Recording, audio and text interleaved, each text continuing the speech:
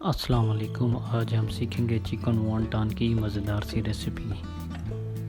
نام اشیاء: chicken 500 gram, نمک حسب ذائقہ، کالی مرچ پاؤڈر 1 چمچ، سویا ساس 2 چمچ،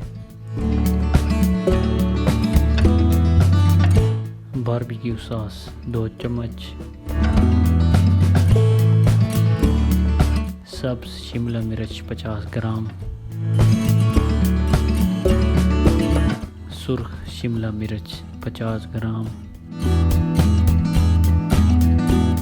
سبز پیاز 25 گرام، سبز مرچ 4 عدد، سبز دھنیا 50 گرام،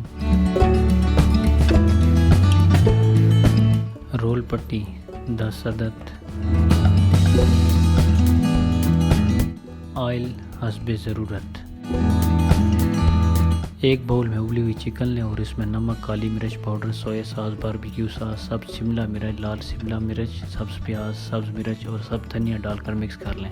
اب ایک رول پٹی لیں اور اس پر چاروں طرف انڈا لگا کر تیار کیا ہوا چکن اس پر رکھ کر رول پٹی کو دوبارہ انڈا لگا کر وانٹان کی شکل میں بند کر دیں۔